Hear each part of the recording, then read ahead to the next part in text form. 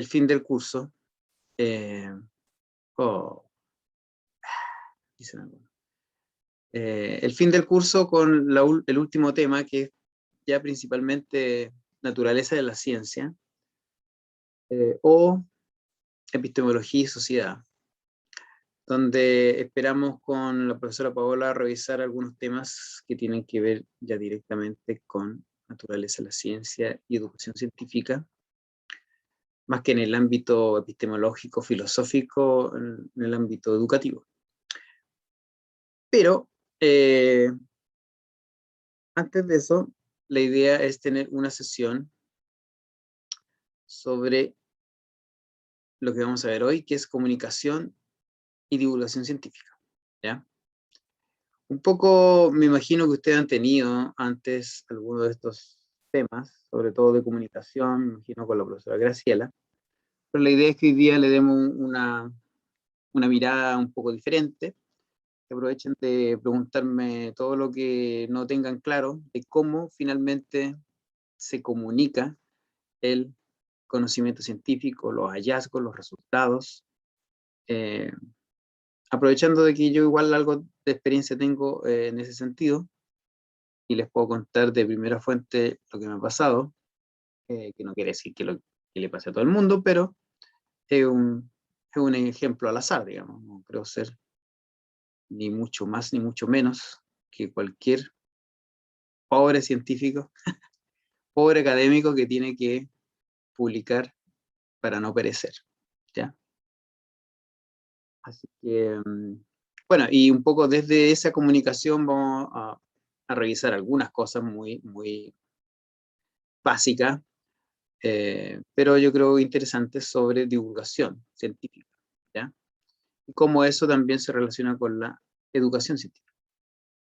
Para eso yo le había subido el capítulo del libro del profesor Waldo, que también es una base, que vamos a ver algunos aspectos de ahí, pero también otras cosas, para que justamente tengamos tiempo para discutir y hacer consultas, ¿ya? Así que eso vamos a ver hoy. Y supongo que ya podemos empezar porque igual ya estamos pasados de la hora. Y bueno, aquí obviamente, como siempre, tenemos aquí algunos grandes próceres de la educación científica como Norman, de la divulgación científica como Carl Sagan o como Luis León, que está aquí, la parte chilensis. Y también diría yo como parte de divulgador, como científico y comunicador, lo que ha hecho Waldo. Lo que ha hecho Waldo es tratar de llevar la ciencia a la sociedad. Y eso es muy loable, diría yo. No todos los científicos, o casi ni un científico, está preocupado de eso. O muy pocos, ¿ya? Así que van mis saludos para el profesor Waldo. Eso. Bueno, y aquí una cita de Carl Sagan donde dice, para el divulgador de la ciencia es un desafío supremo aclarar la historia real y tortuosa de sus grandes descubrimientos y equivocaciones, y la testarudez ocasional de sus practicantes en su negativa a cambiar de camino. Se supone que un poco la divulgación científica se trae ahí y también mezclada la naturaleza de la ciencia en términos de contarnos un poco cómo es el proceso de generación de conocimiento, ¿ya? Y eso es a lo que se refería Carl Sagan. Y bueno, Carl Sagan lo está hablando desde su propia perspectiva porque él era un gran divulgador, y muchas veces es el mismo científico el que divulga sus propios conocimientos y los de su área, por ejemplo. Pero a veces también son los periodistas o incluso algún otro profesional asociado a la ciencia, ¿ya? Eso. Entonces, aquí les traigo algunos extractos de algunos como conceptos o pensamientos claves del capítulo de Waldo, donde dice, por ejemplo, que para que la información se transforme en conocimiento, esta debe comunicarse.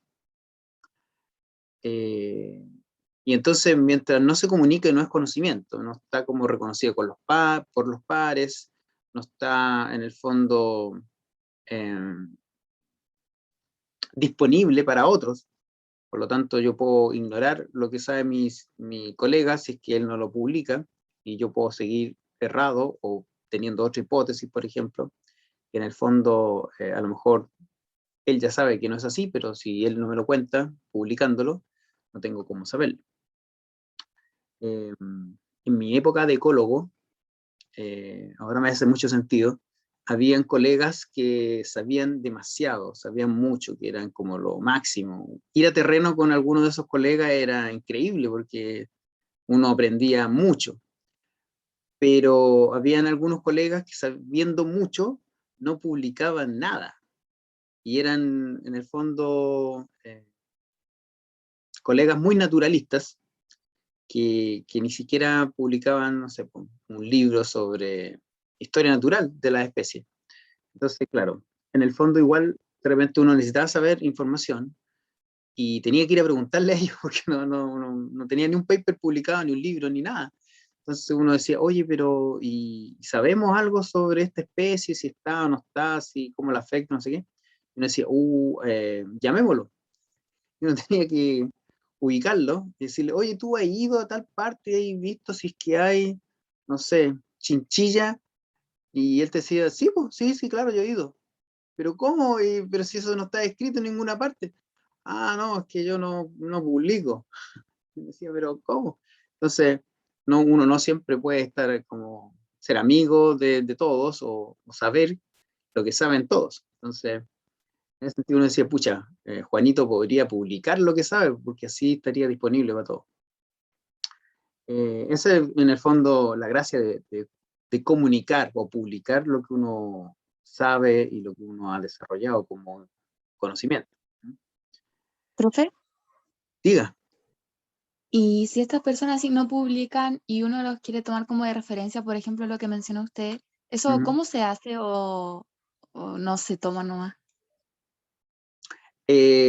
Yo aprendí a citarlos a ellos mismos y entre paréntesis en el paper uno dice, puede decirlo, no sé si va a estar por ahí, pero Jürgen Rothman, que es un gran veterinario, ideólogo de terreno, eh, sabe muchísimo, pero no ha publicado casi nada. Entonces, bueno, es un gran paper que tiene que es muy conocido. Eh, entonces, yo lo citaba como Jürgen Rothman o personal comentario personal. Uno lo podía poner entre paréntesis como una cita, pero uno lo pone comentario personal. Así por lo menos yo he visto citas de, por así decirlo, conocimiento de personas. Bueno, lo otro que ya, eso era cuando yo era ecólogo, obviamente hoy en día a lo mejor uno podría hacer un estudio cualitativo y entrevistar a esa gente o personas, científicos, académicos que saben mucho pero que no publican. ¿Mm?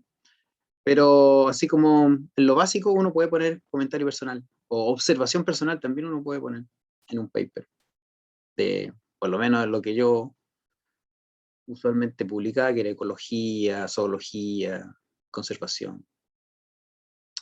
Eso. Y entonces la comunicación de la ciencia implica generalmente que el investigador envía su manuscrito a una revista especializada donde existen revisores, que son colegas de la misma área, que evalúan la propuesta. Esto es lo que se llama el proceso de revisión de un paper. Puede ir de unas semanas a años. ¿Ya? Eso es lo que también se llama revisión por pares. Una revista que tiene revisión por pares, que generalmente entonces tu paper se lo mandan a colegas tuyos para que lo revisen.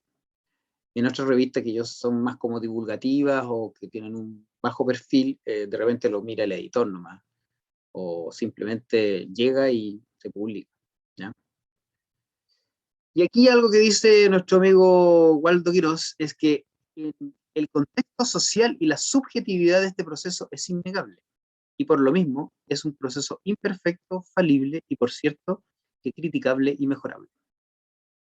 Entonces, en el libro Waldo trata de decir que de todas maneras la ciencia es objetiva, pero claro, seguramente los datos son más bien objetivos o uno trata de ser lo más objetivo posible, pero hay procesos dentro de la generación de conocimiento científico, como él mismo lo dice, que son subjetivos. ¿Ya? Y Y eso quiere decir que en el fondo hay que tratar de minimizar esa subjetividad, pero está siempre ahí. ¿Ya? Tanto es así que el proceso es últimamente doble ciego. Es decir, el revisor no sabe de quién es el manuscrito y el que envía el manuscrito no sabe quién se lo revisa. Lo mismo ocurre con los proyectos de investigación. Claro, yo soy tan viejo que en el fondo cuando yo empecé a publicar, el que revisaba sí sabía que mi paper era mío, porque uno mandaba el paper con su nombre y su afiliación y todo.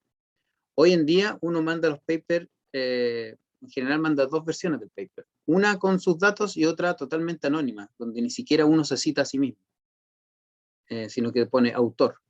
En la cita, en vez de poner, no sé, Cofre 2018, uno pone autor 2018. Entonces, el manuscrito va totalmente anónimo. Lo cual, si fuera tan objetiva, digamos, la revisión, no debería ser, pero justamente Waldo nos dice que porque es subjetivo, tanto en contra como a favor, o sea, me llega un paper a mí que es justo de un amigo, yo a lo mejor voy a ser más eh, buena onda con ese paper que si me llega de alguien que me cae muy mal. Entonces, para evitar eso, se mandan los papers ahora doble ciego. O sea, yo no sé quién me revisa y el que revisa no sabe que soy yo. Ahora uno igual termina muchas veces sabiendo igual, porque el que revisa te dice que ¿por qué no lo citaste a él?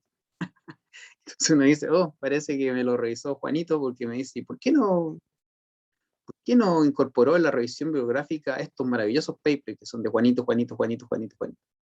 Entonces uno dice, o es admirador de Juanito o es Juanito el que me revisó. Pero bueno.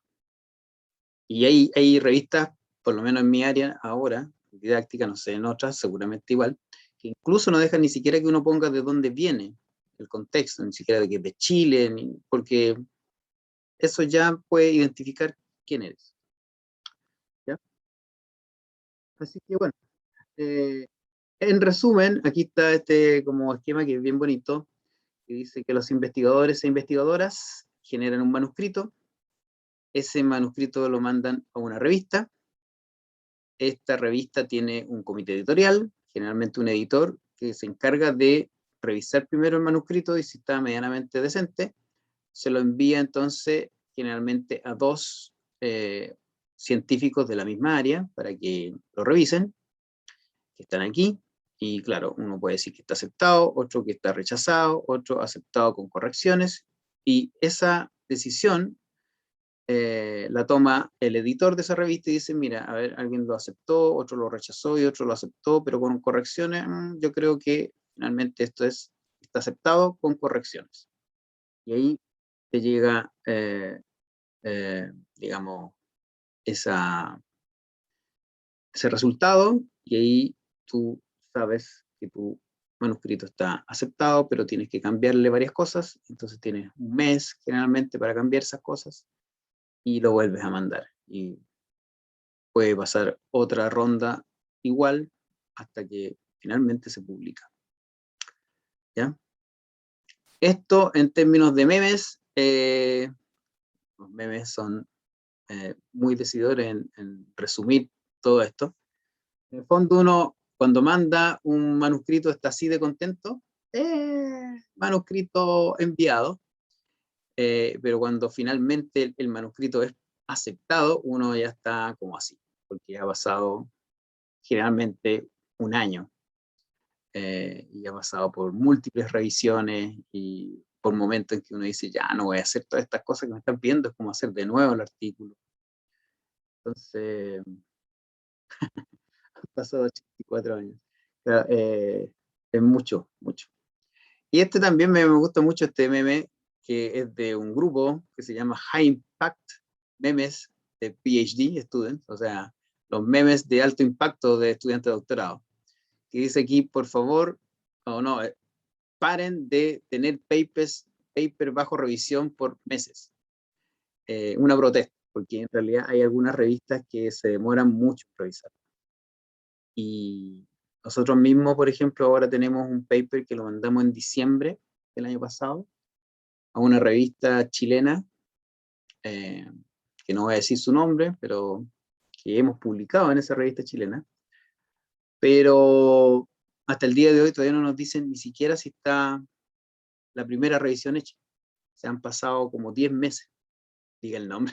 No puedo decir el nombre, pero ustedes se darán cuenta que ganas de volver a mandar un paper a esa revista son casi nulas, porque imagínense todo lo que uno hace para escribir un paper y uno quiere que por lo menos en 2, 3 meses nos digan ya aceptado, rechazado, y uno lo manda a otro lado o empieza a arreglarlo. Pero han pasado enero, febrero, marzo, abril, mayo, junio, julio, agosto, septiembre, octubre, o sea, casi 11 meses. No sabemos nada del paper, por más que hemos escrito al editor. Entonces, esas son una de las razones por las cuales a uno realmente le dan menos ganas de enviar trabajos a revistas que no tienen un estándar de funcionamiento, pucha, más o menos decente. ¿Mm? Y este también es muy interesante, y ahí quiero que me digan si ustedes saben bien qué es lo que es, por ejemplo, el índice H, pero dice, ¿qué cosas, qué da a la gente una sensación de poder? El dinero, el estatus y el índice H. Entonces, eso también es muy chistoso porque es una forma de medir la productividad de los investigadores. Yo no sé si ustedes saben qué es el índice H, si lo vieron y a lo mejor ya se les olvidó, porque la idea es que conversemos un poco o simplemente les voy a mostrar la fórmula para saber cómo es el índice H. Que en el fondo es una de las medidas de productividad de los académicos o científicos. ¿Saben, no? ¿No? Escríbelo. Eh, creo, creo que era para medir como o sea, estaba relacionado con el número de citas que Ujú, tenían las publicaciones de los autores y así se veía qué tan como productivo, entre comillas, era, ujú.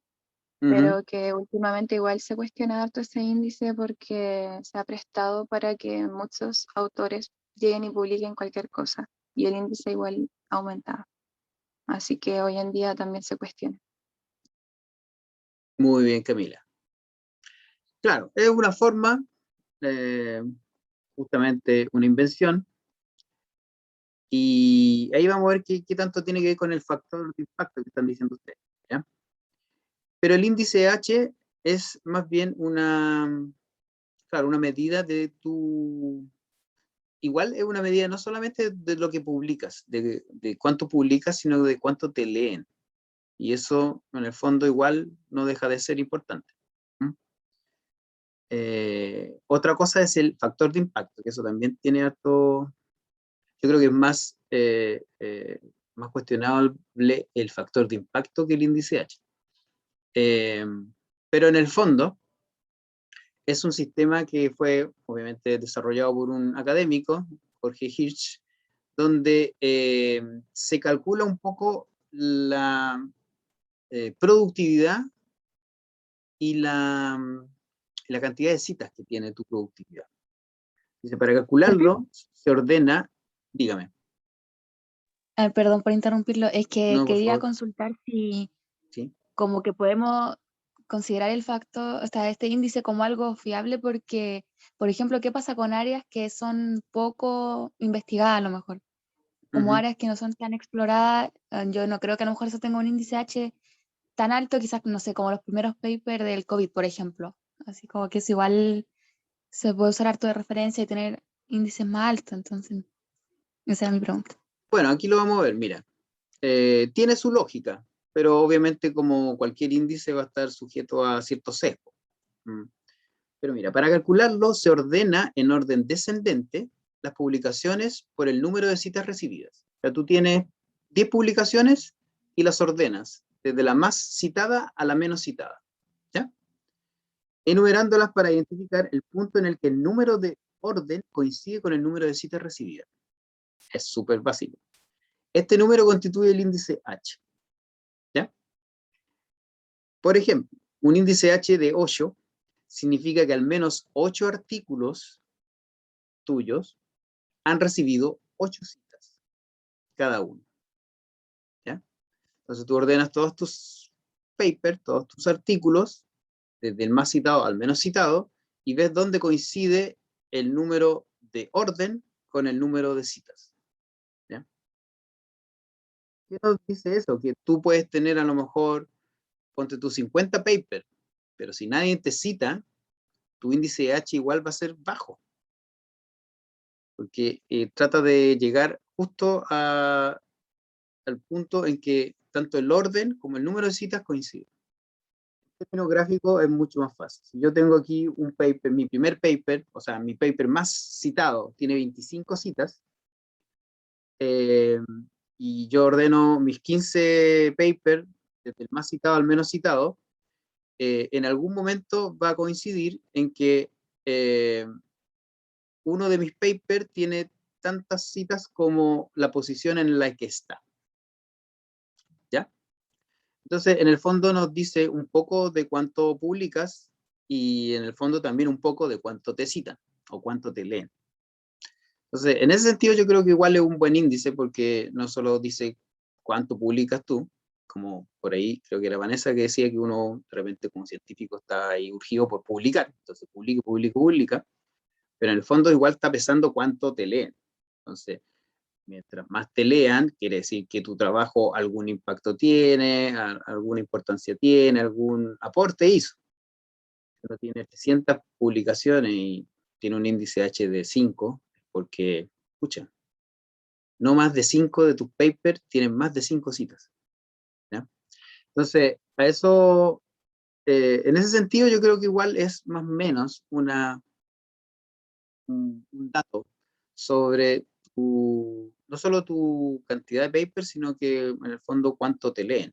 Eso debería ser lo más importante. Lo que pasa es que ese índice H no es tan eh, usado como el factor de impacto de la revista. Y eso sí yo creo que tiene un sesgo muy grande, en mi opinión personal. ¿Ya? Pero este índice es eso.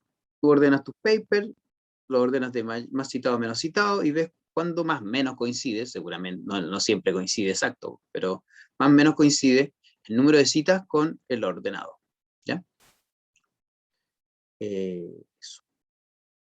Y eso nos da entonces una información sobre cuánto te leen.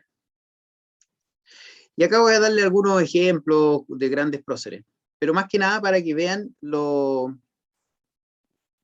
interesante relación que existe entre las publicaciones y las citas y qué tipo de publicación.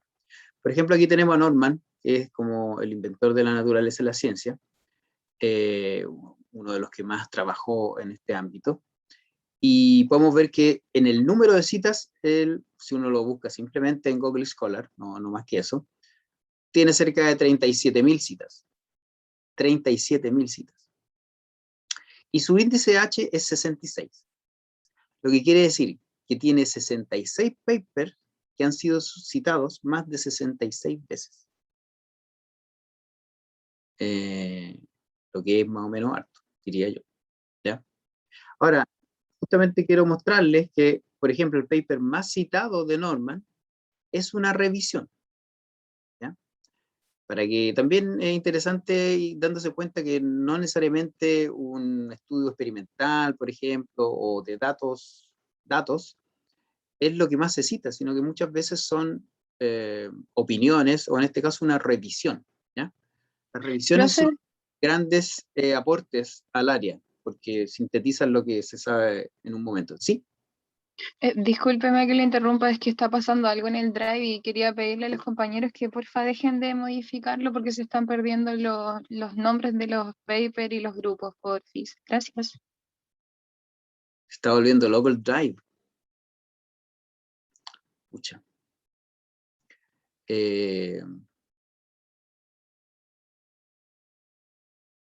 Vamos a tener que hacer turno para editar.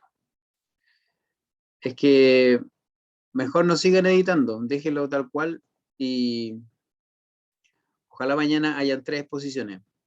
Y si no hay 3 exposiciones, se exponen las 2 que hayan, pero no pueden seguir sacando grupos que ya estaban, digamos, asignados o que se habían asignado ustedes mismos, digamos. Porque en el fondo, si no hay más gente, no vamos a seguir corriendo las exposiciones y si caben 3, y el que no ocupo la manda video grabado nomás. ¿Ya? No, ¿para qué Profe, no? nosotros vamos a presentar mañana con el grupo de Bastián, Vanessa, Francisco y yo, Camila. Así que si alguno de los compañeros quiere unirse al día, bacán. Ah, porque ya ahora ni siquiera viendo, cuando No, yo... pues éramos uno solo y después ahora restauraron como todo de nuevo Ya, y ahora no hay nadie para el miércoles, o sea, para mañana. Así para que mañana. por eso pedía que no lo sigan editando. Gracias. Ya, gracias Camila. Mañana escuchamos al grupo de Camila y ojalá al otro grupo. Acuérdense que Profe, además tampoco es con nota, sino que la idea es que podamos retroalimentarlo y después lo manden. Así que no profe, sé, dígame. nosotros, nuestro grupo igual, que no entiendo qué pasa con el drive, pero quedamos cuartos y entonces vamos a presentar mañana eh, nuestro grupo, el de Macarena Arancibia. Grupo de Macarena, Sí. Arancibia y el grupo de Camila Fernández, ¿sí? Ujú. Ya. Súper. Lo importante, como les digo, son dos cosas. Uno, que si no alcanzan, no vamos a seguir corriendo, entonces lo va a tener que mandar en video. Y dos, que también es formativo. Así que cualquier cosa que nosotros encontremos de que no está, no se entendió bien o no está bien terminado lo que esperábamos, van a poder tener ahí un tiempo para mejorarlo. Así que, don't panic. Ya. Entonces, lo que yo estaba haciendo ahora era un poco analizar el tipo de publicaciones más citadas de Norman. Les decía que la primera, por ejemplo, es una revisión. Y la tercera, por ejemplo, que está aquí, es el capítulo de un libro. Así que un poco pensar de que solamente, justamente, papers de revistas con alto impacto son muy citados, sino que también, por ejemplo, estos capítulos de libro. Y que tanto el primero como el segundo está Norman solo, pero el tercero que tengo destacado aquí es con un estudiante de doctorado, en realidad con dos, con el Foda Beccali y con Randy Bell. Por lo tanto, eso nos muestra que también la ciencia se hace entre varios y que es bueno tener estudiantes para que uno pueda publicar más, y trabajar más y hacer más investigación. ¿Ya? Si bien uno puede publicar solo, eso es como lo menos probable o lo más trabajoso. Pero esto en tema o en el área de la didáctica de la ciencia, y como este curso es de biología, filosofía de la biología o epistemología de la biología, aquí les tengo otros dos ejemplos de científicos chilenos, biólogos, que son premios nacionales, Nivaldo Inestrosa, que ha estudiado toda su vida, todo lo que tiene que ver con Alzheimer, y aquí pueden ver que tiene casi 24.000 citas al día de ayer, o este parece que lo tomé el año pasado. Y tiene un índice H de 83, o sea, por lo menos 83 papers tienen más de 83 citas. ¿Ya? Y aquí pueden ver, en general, son trabajos más bien experimentales. Ahí la revista Neuron, Journal of Biological Chemistry, Marine Ecology Progress Series, etc. ¿Ya? Y en el que me quería detener un ratito también, así como en Norman, es en Francisco, que nos visitó para, creo que para la Semana de la Facultad del año pasado, creo que fue, y que justamente el año pasado recibió el Premio Nacional, y que tuve la suerte de que me hiciera clase. Eh,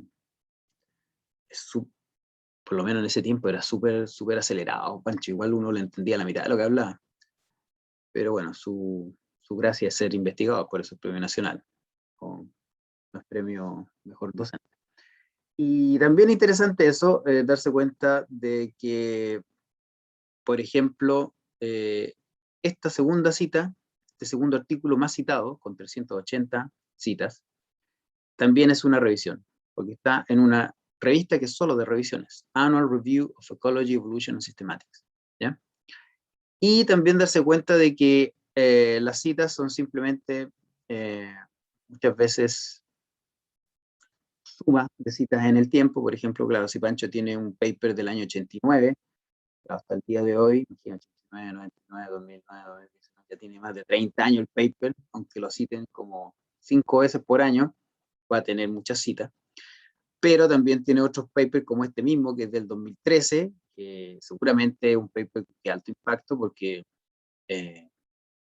imagínense, tiene, no sé, fue escrito casi justamente 20 años después y ya tiene casi el triple, cuádruple de citas, ¿ya?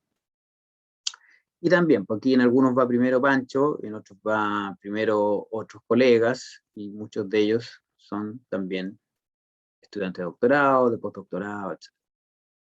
¿Ya?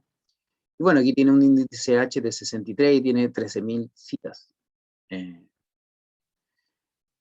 entonces estas citas son de artículos en diferentes revistas. Y las revistas también son a su vez entonces catalogadas.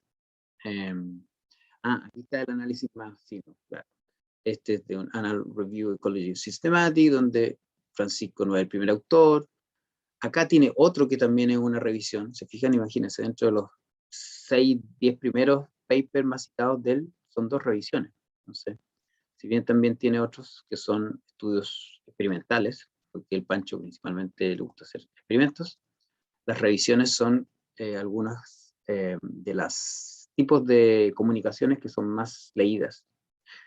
Y aquí se ve más aún el impacto de esta revisión, que si tiene apenas 5 años ya tiene 160 citas, imagínense. La monstruosidad de citas por año, como 50 citas o 30 citas por año. Mientras este otro que decía yo, que tiene hartas citas simplemente por el, que es muy antiguo el paper. Y entonces, como para ir terminando esta parte ya más como utilitaria, el factor de impacto de la revista también es algo con lo que se mide a los investigadores, y eso es lo que un poco, como creo que decía Vanessa, creo, o no sé si era alguien más, que eso puede que no sea tan bien utilizado. El índice de impacto o el factor de impacto de una revista es la medida del número de veces que se cita un artículo publicado en ella. Entonces yo tengo una revista que saca un número hoy, por ejemplo, en noviembre, y tiene 10 papers, y yo veo de aquí a 2 años más cuántas citas tuvieron esos 10 papers. Si un paper no lo citó nadie, tiene 0. Si un paper fue súper leído, lo citó 100 veces, tiene 100. Y lo que nos muestra el índice o el factor de impacto de la revista es el promedio de cuánto se citan sus artículos, ¿ya? Entonces por eso es medio raro decir que yo publico una revista de alto impacto.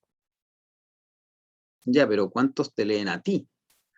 Porque la revista es de alto impacto porque en promedio tiene tantas citas, pero eso no es garantía de que a ti te van a citar tanto como citan el promedio de artículos de esa revista. Pero bueno, en general, incluso para evaluar los proyectos Fondesit, lo que más se usa es este índice de impacto, o este factor de impacto, impact factor.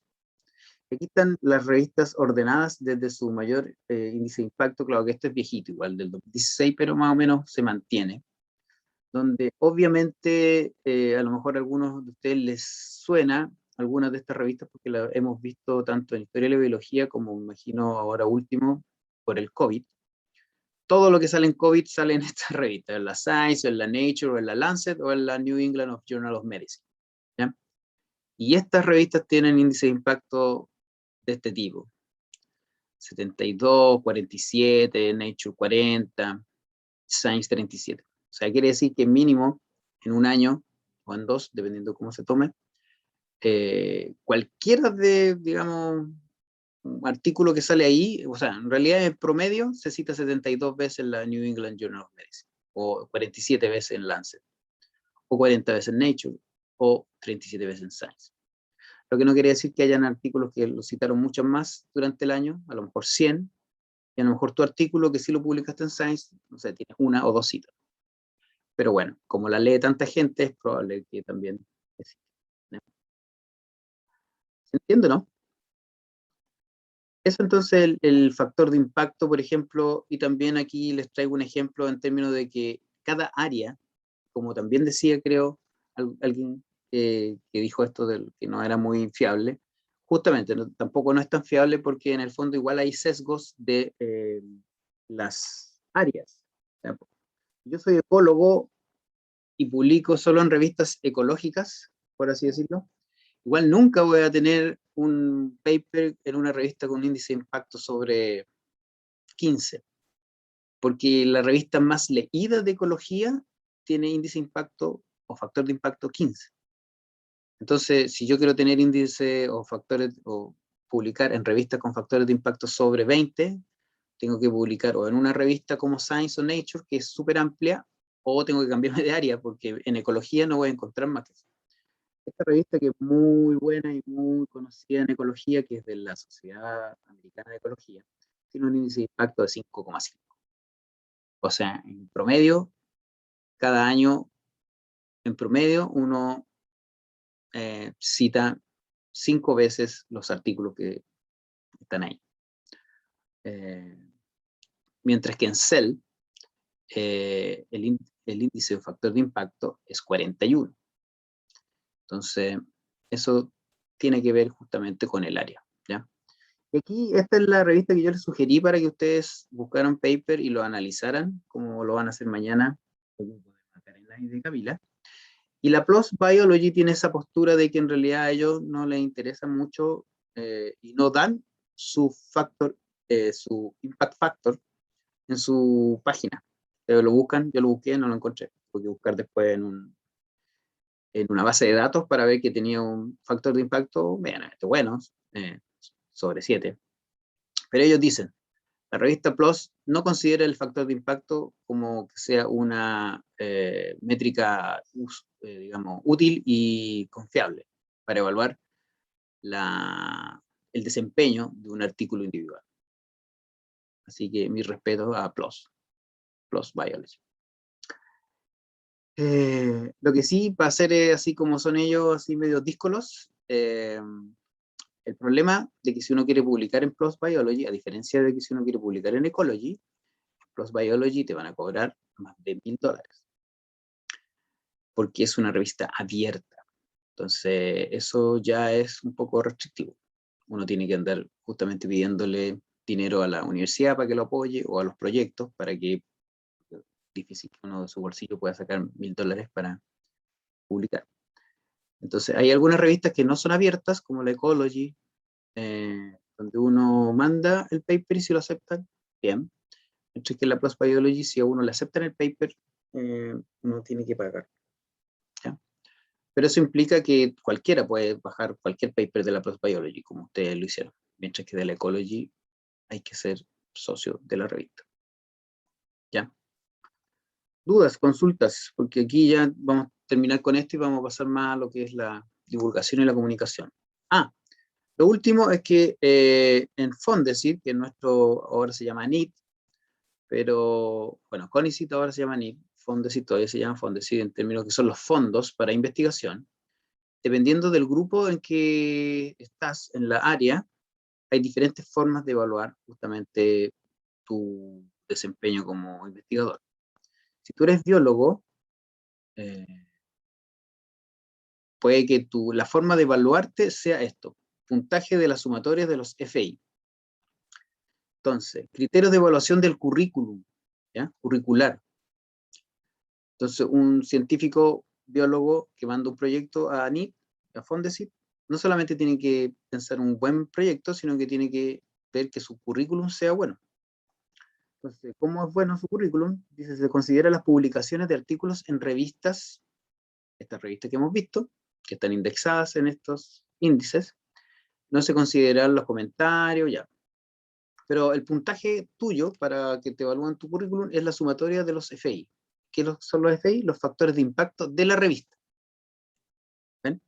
Entonces eso es lo que yo encuentro que está más malo aún que si dijeran ¿cómo se evalúa tu currículum? Por tu índice H. Pues. Podría ser. Pero no es por el índice H, sino que es por la sumatoria de los factores de impacto de las revistas donde tú publicas. Bueno, eso también tiene un poco sentido porque finalmente, claro, si yo publico 2 papers este año, casi nadie me lo va a haber leído. Entonces, un poco se dice, bueno, es que están publicados en estas revistas con estos factores de impacto. Ah, qué buena revista. Y eso te da. Pero bueno, uno podría pensar de que, y lo otro, que si fuera con el índice H también, pues los más viejos siempre tendrían mayor índice H porque tienen más tiempo de tener paper ahí dando vueltas por si se los lee. De todas maneras, a lo mejor se podría, igual hay un índice H de los últimos 5 años.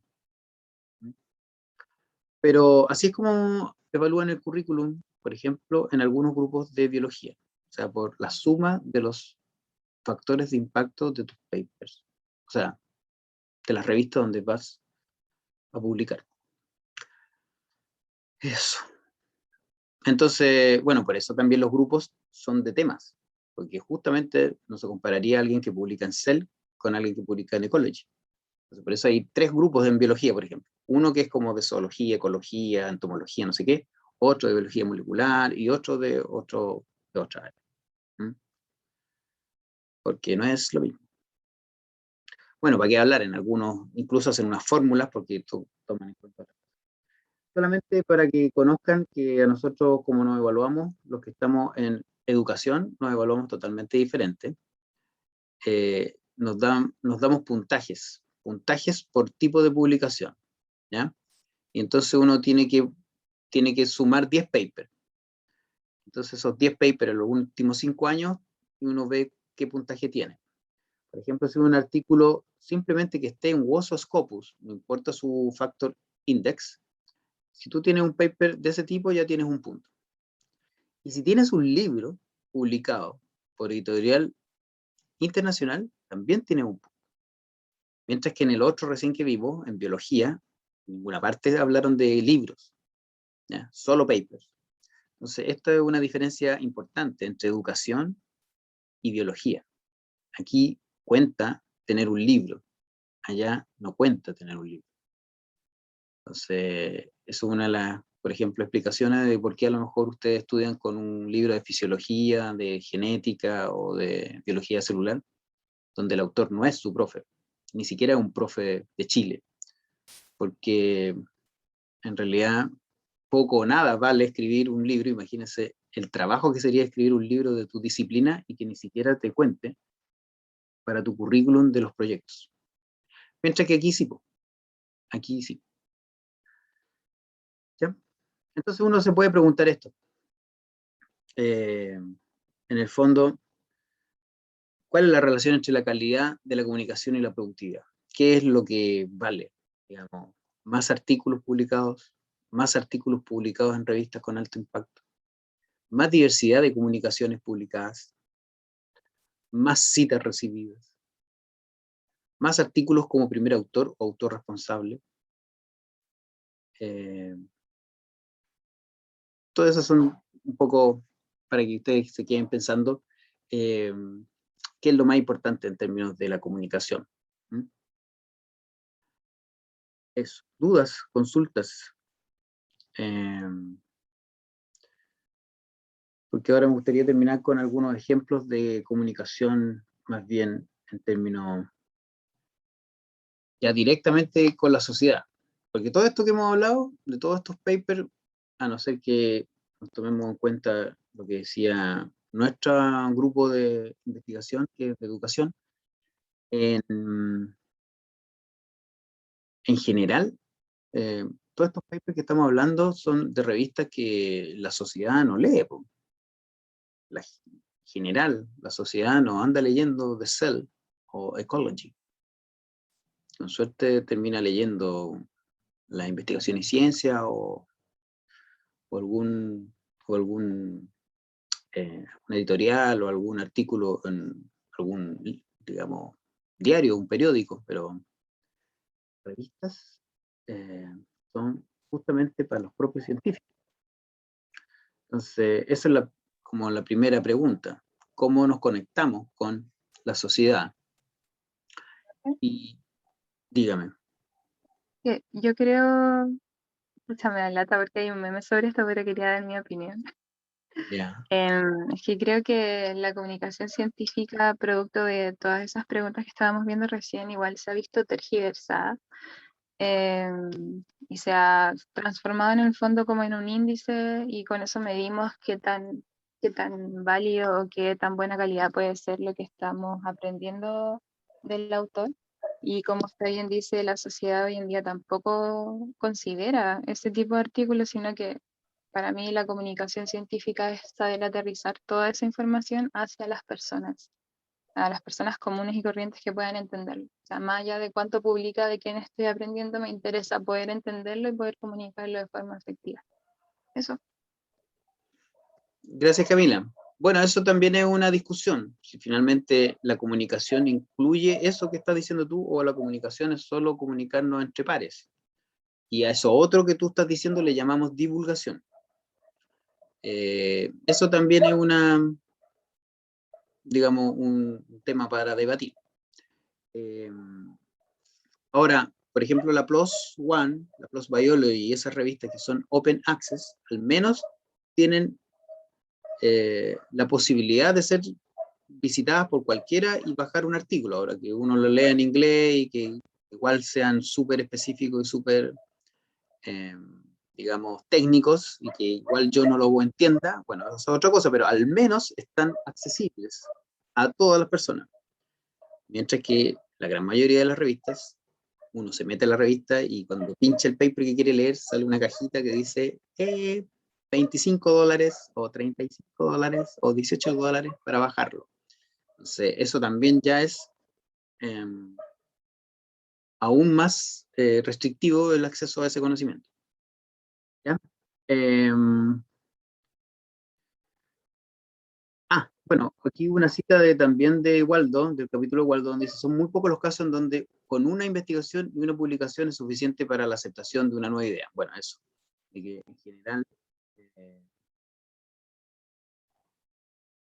en general, ¿cierto? Muy rara vez esto pasa, y lo que se genera en el fondo, o lo que se produce para generar conocimiento, es una recursividad de paper, de que en el fondo yo publico un paper y después alguien a lo mejor hace lo mismo que yo y lo publica, o yo vuelvo a revisar. En el fondo, cuando publico una revisión o varios papers, recién ahí ese conocimiento se valida, ¿ya? Y por otro lado, otro aspecto de la comunicación científica es que es importante tener en cuenta son justamente los posibles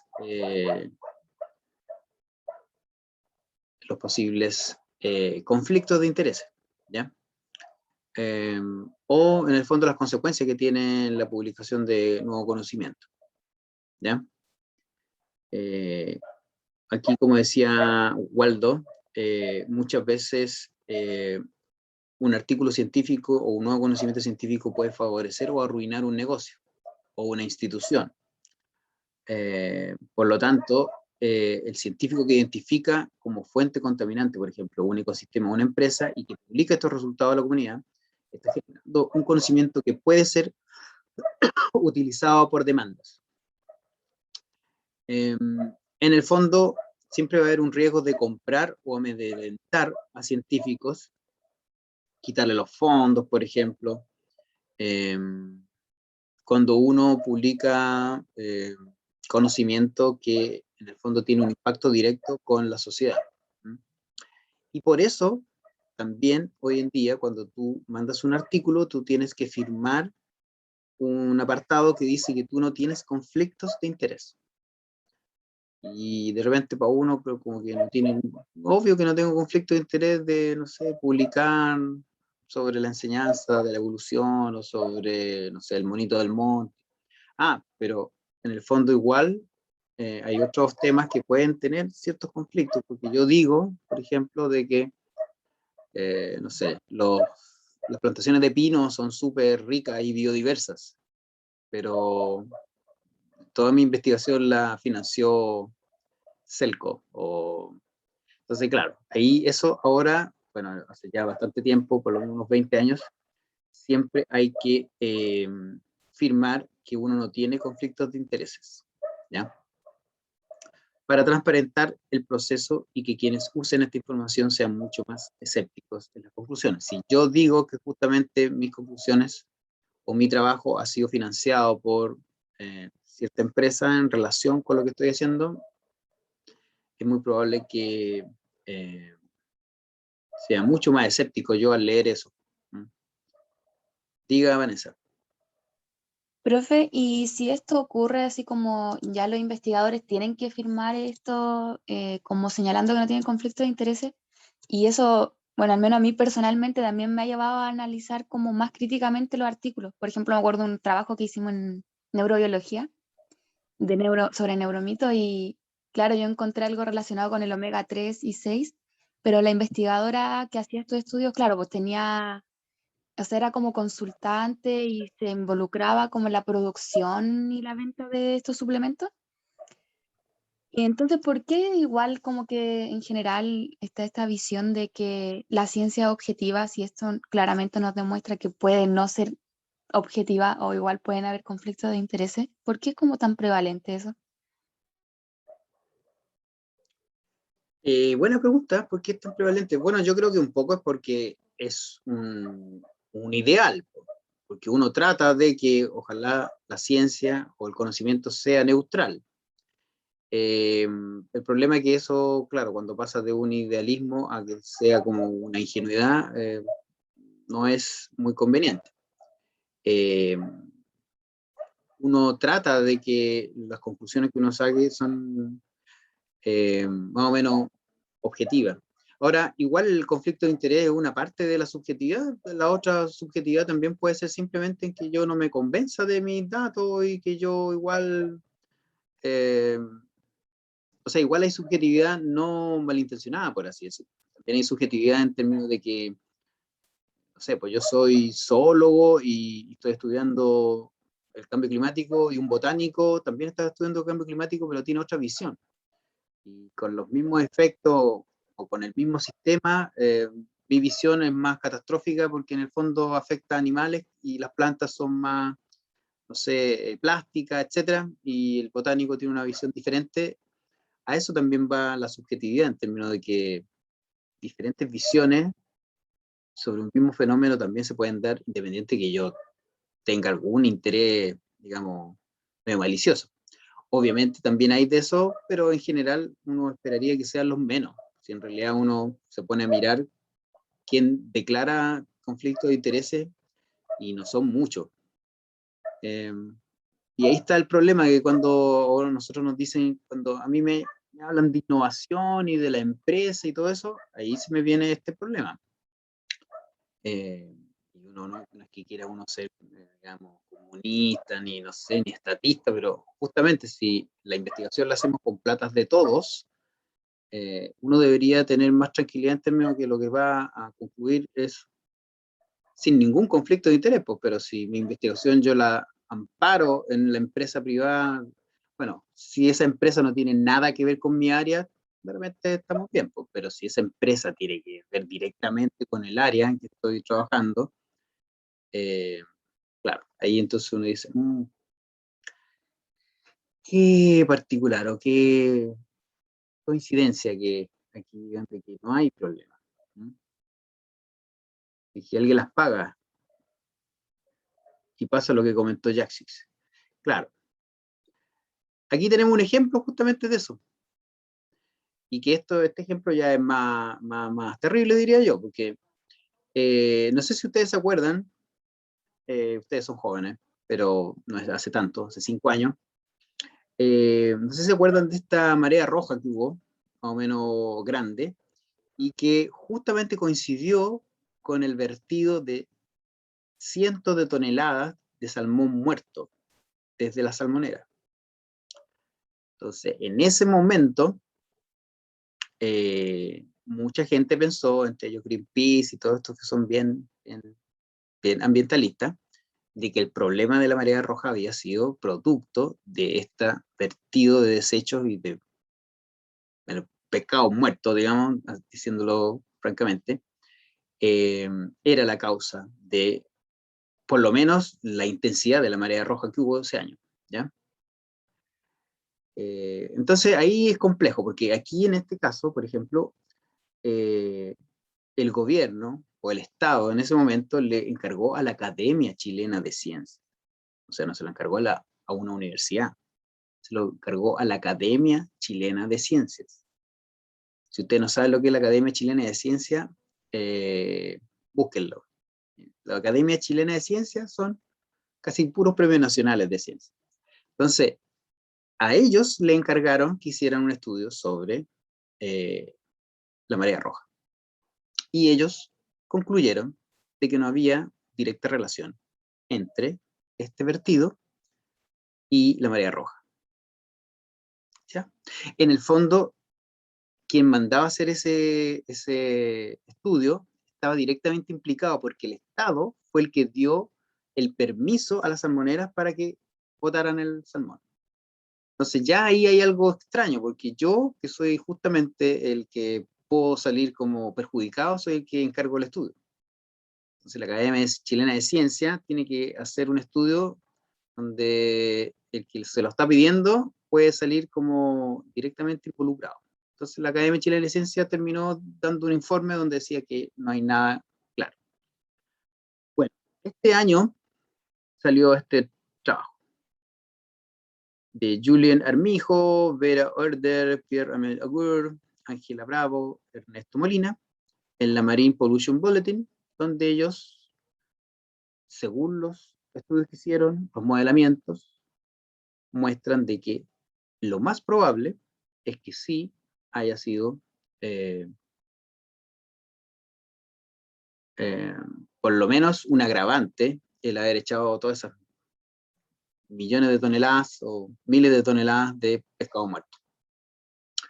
Solamente saqué ahí un pedacito del abstract, dice, los autores realizaron un modelamiento del transporte de la contaminación por las corrientes, concluyendo que la masa de salmones vertida pudo haber sido transportada por las corrientes, ya que se desplazaron desde la zona de vertimiento hacia la costa de Chiloé entre 2 y 3 semanas, tiempo que corresponde a la diferencia entre el vertido de los desechos y el inicio de la marea roja.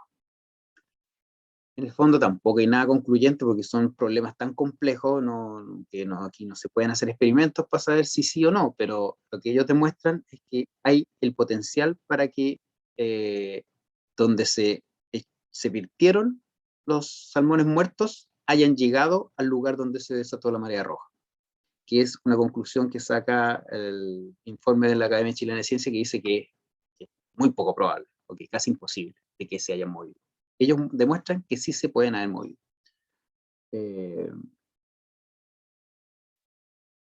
Y por eso mismo, claro, no fue sancionado.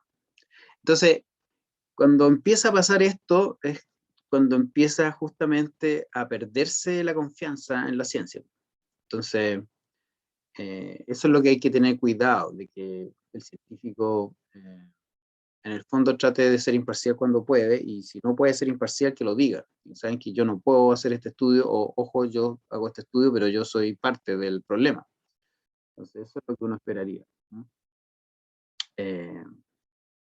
Obviamente estamos aquí diciendo que unos científicos parece que no fueron tan subjetivos, o sea, no fueron tan objetivos, pero en el fondo lo estamos haciendo gracias, o lo estamos diciendo gracias al trabajo de otros científicos. Entonces eso es lo que tiene que también mirar la sociedad en términos de que la ciencia igual se autocorrige. Aquí hay un artículo científico que nos dice científicamente de que sí hay conexión entre estas dos cosas. Y eso no coincide con lo que dijeron otros científicos. Pero en el fondo, quienes nos están diciendo eso son científicos, ¿ya? Entonces, por eso la mala onda que no sea con la ciencia, sino que tiene que ser también con personas particulares que trabajan en ciencia. Así como tampoco uno debería decir los abogados son todos así, o los políticos son, bueno, los políticos, no. En general es una sociedad de individuos que trabajan. Claro. Aquí Nicolás está ahí, furia con Jaxix. Sí. Mala onda igual lo que confesó Jaxix. Para los que no saben, búsquenlo y van a encontrar un video donde él ahí confiesa de que sí, que él... Lo que pasa es que también, en el fondo, lo que decía Jaxix, es que cuando uno le piden de que dé una opinión sobre un un tema tan complejo como el que les acabo de mostrar, lo mínimo que uno podría decir es que sabe que es muy complejo dar una opinión tajante. Porque son tan complejos los problemas ambientales que es difícil poder decir, no, acá no hay ningún efecto, o no, acá no vemos que haya ningún factor. O sea, lo principal, o lo primero es decir, saben que es muy complejo como para decir algo. Y bueno, se sabe entonces que en estos momentos estamos en la hora. Para terminar entonces, bueno, justamente cosas como estas hacen que hoy en día haya una crisis de confianza en la ciencia, que esto esté buido por, justamente ahora, por política. Aquí obviamente un trabajo, digamos, internacional, pero justamente aquí está nivel de riesgo percibido sobre el calentamiento global y lo que piensan las personas, si ustedes se fijan, claro, incide el conocimiento científico que tenga ese grupo de personas, pero incide dentro del tipo de persona que uno es.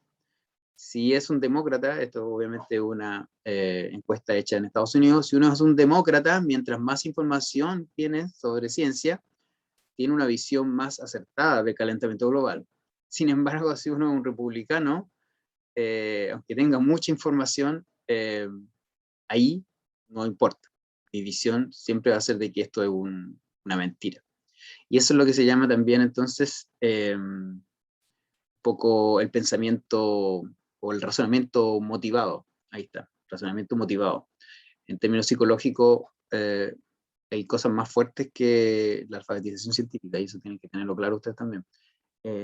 Donde hay otras cosas como valores, creencias políticas o, digamos, religiosas o de cualquier otro tipo que a veces es incluso más fuerte que el propio conocimiento que uno pueda tener, ¿ya?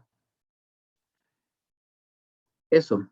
La comunicación entonces a veces no es muy buena. Aquí un ejemplo de un paper de que predijo el terremoto del 2010 y nadie lo leyó. Aquí la comunicación nuevamente falló. Un ejemplo de un paper que predijo también el COVID-19 y que también parece que nadie lo leyó. Entonces, ojo con eso porque justamente hay que ver cómo la comunicación entre pares se convierte en divulgación hacia la sociedad. Pensando que no es lo mismo comunicación de la ciencia, principalmente entre pares, la enseñanza que hacemos nosotros o que ustedes van a hacer, y la divulgación que muchas veces hacen algunos científicos bien intencionados, algunos periodistas, que no necesariamente es lo mismo que la comunicación. ¿Ya? Es brígido, en un carrete conocí a una compa que no se iba a poner la vacuna gringa, creí que la Pfizer era gringa, porque ella era antiimperialista. Sí, po. Bueno, y Camila ahí sigue con el tema que le acabo de mostrar. Porque fue fome porque después la municipalidad de Ancud interpuso una demanda por reparación de daños en contra de la Directa y Cernapesca porque afectó a los pescadores, claro, si fue la tremenda escoba. Bueno, en el fondo, como les decía, la divulgación no es lo mismo que la educación científica, ni es lo mismo que la comunicación científica, por lo menos para algunos autores. Como les decía, muchos científicos son los divulgadores, pero, por ejemplo, el caso de Gabriel León es heavy, porque él siendo un doctor en biología celular o, digamos, biología molecular, en el fondo él se sale de la academia para ser divulgador, porque en el fondo no podía hacer las dos cosas, porque con estos libros, digamos, cuando llegaba la evaluación del currículum para tener proyectos, obviamente seguía publicando, pero ya no tanto como sus otros colegas. Entonces, en el fondo, Gabriel León toma la gran decisión y dolorosa de salirse de la academia científica para dedicarse directamente o solamente a la divulgación. Y eso yo creo que es ser valiente y buena onda, que yo creo que es un gran aporte. ¿Ya? Hay algunas características de la educación científica versus la divulgación, para que vean que no es lo mismo. Y aquí están las conclusiones que ya me pasé. Así que, si quieren, podemos tener un tiempo ahí para escuchar ¿Algún comentario? ¿O alguna otra conclusión que ustedes quieran dar? Ahí yo simplemente anoté algunas. En general, la comprensión de la naturaleza de la ciencia debería ayudarnos a disminuir la desconfianza que tiene la sociedad en la ciencia, por acercarnos el proceso científico. Ese proceso debería conectarse más con la sociedad. La educación científica debería ser un aporte en ambos sentidos, ¿cierto? En unir más a los científicos y en mejorar. ¿Qué experiencias bonitas tienen de divulgación científica? Dice Nicolás. Supongo que le pregunta ahí a sus compañeros. En el fondo, cuando los científicos van al aula, esos 100.000 científicos, 1000 aulas, eso es divulgación científica. Los científicos van y le cuentan a un grupo de estudiantes lo que hacen, tratan de inspirarlos, motivarlos. Eso uno no esperaría de que ahí los estudiantes aprendan un concepto científico que sea como enseñanza de la ciencia o educación científica, sino que sea más bien divulgación.